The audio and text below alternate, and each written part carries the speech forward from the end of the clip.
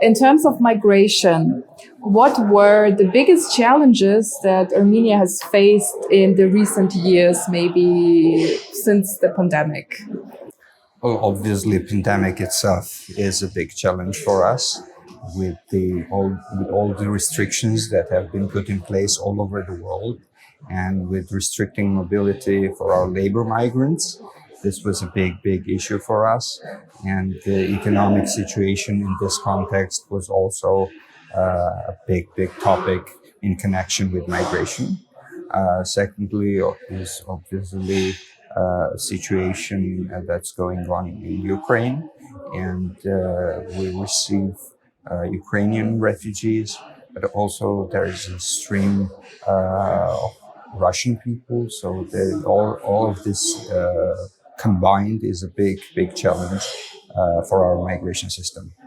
And for the first 3 months of this years, we have had more than 140,000 Russian entries. Obviously, there were exits, but this was a huge hike in comparison with the same period of the last year. Yeah, absolutely. The real estate situation is probably the one that is felt most. The hike in the prices of the real estate is significant, and it also impacts local population because obviously the demand is there, and the owners of the houses tend to increase the rental prices. But also in the context of overall inflation, it also drives up the prices for food and other livelihood items, let's say. And this is the biggest impact that it has had on the situation, on the economic situation in our country.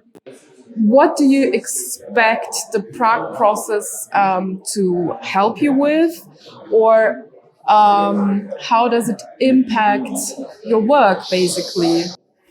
Okay, first of all, we would like to see more action-oriented discussions in the Prague process.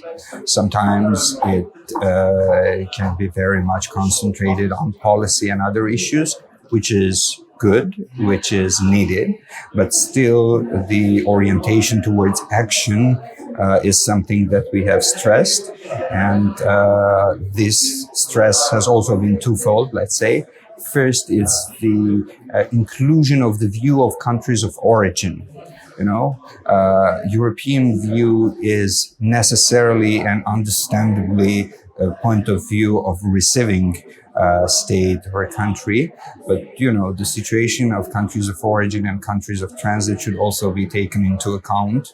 This was sort of reflected under a label whole of route approach, which we welcome very much. The other point is a stress on digitalization, because this actionability of all the documents that we adopt and that we endorse here is very much tied to the digitalization, because cooperation between the countries of origin, countries of transit, and countries of destination is made much easier through digitalization. And I think this is a path that we all need to embark on. What were the areas in which you profited already from the Prague process, from the membership in the Prague process? I've mentioned a couple of areas. One is migration policy making and the assistance with collection and analyzing data. This is very important, which makes our migration policy more evidence-based and not just whatever comes to mind.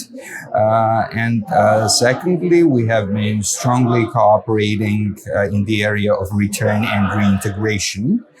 This has been a platform which allowed us to have specific connections with European member states and the Commission, which contributed to development in the areas of return and reintegration. We have, together with the European Union and the colleagues that are all represented in the Prague process, we have developed a readmission case management electronic tool. Again, speaking about digitalization, and it has eased the process of readmission very much, and we appreciate it greatly.